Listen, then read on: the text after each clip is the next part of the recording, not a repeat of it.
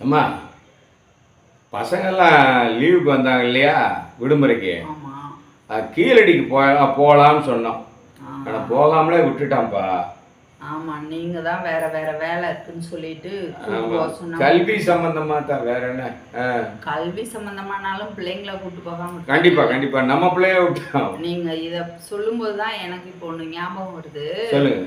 2023லயே அமர்நாத் ராமகிருஷ்ணன் வந்து கீழடி ஆய்வை பத்தி அறிக்கை கொடுத்துட்டாங்க சென்ட்ரல் கவர்மெண்ட்ல. சரி.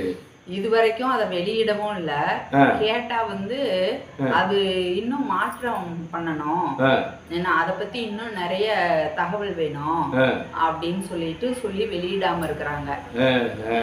ஏன்னா ஒரு பக்கம் நம்மளோட வரலாற்றை பத்தி வெளியில பேசக்கூடாதுன்னு நினைக்கிறாங்க. என்ன, கல்வித்துறைக்கு பணம் கொடுக்காம கல்வியை ஒழிக்கணும்னு நினைக்கிறாங்க. இன்னொரு பக்கம் உயர்கல்விக்கான ஒரு இதை வந்து தடுக்கிறாங்க. நியமிக்காம அது ஒரு பக்கம் இருக்கிறாங்க. அப்ப சொல்லுவாங்க பாருங்க, அதாவது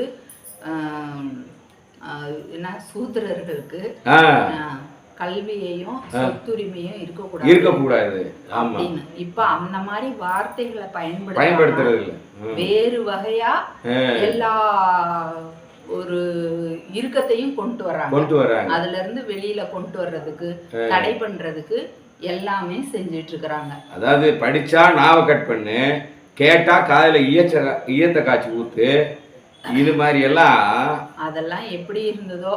ஆனா இப்ப நடைமுறையில பார்க்கும்போது அதெல்லாம் உண்மைதான் அப்படின்னு நினைக்கிற மாதிரி தான் இருக்கு. இதையும் மீறி தான் நம்ம பிள்ளைங்க போராடி வர வேண்டி இருக்கு. இன்னைக்கு அங்க ஒரு வீட்டுக்கு போயிருந்தோம்ல, வீட்டை சுத்தி பார்க்கும்போது எல்லா வீடுமே அவ்வளவு அருமையா இருக்கு. என்ன, அத்தனையும் கல்வியால கிடைச்சது. இங்கேயும் மைசூர் பகுதியில கூட நிறைய விவசாயம் தான். ஏன்னா ஆனா இப்பதான் கல்வி அந்த மாதிரி எல்லாம் வந்து நல்ல நல்ல வீடு அழகழகா அது வந்து கல்வியால கிடைச்சது. இதை எல்லாராலையும் பொறுத்துக்க முடியல. இதெல்லாம் அழிக்கணும்னு தான் நினைச்சிட்டு இருக்கிறாங்க. இதெல்லாம் வந்து கட்டாயம் நம்ம இன்னும் போராடி மேல வர்றதுக்கான முயற்சியை தான் எடுக்கணும். கண்டிப்பா தோண்டு போகக்கூடாது. நம்ம இது குறித்து கொஞ்சம் கொஞ்சமா மக்கள்கிட்ட கொண்டு போய் சேர்ப்போம்பா. ஆதியில இருந்து 3000 ஆண்டு கால வரலாறையும் நம்ம கண்டிப்பாக கொஞ்சம் கொஞ்சமா நம்ம சொல்லியே தீரணும். சரியா, ஒரே இதுல சொல்ல முடியாது. நன்றி.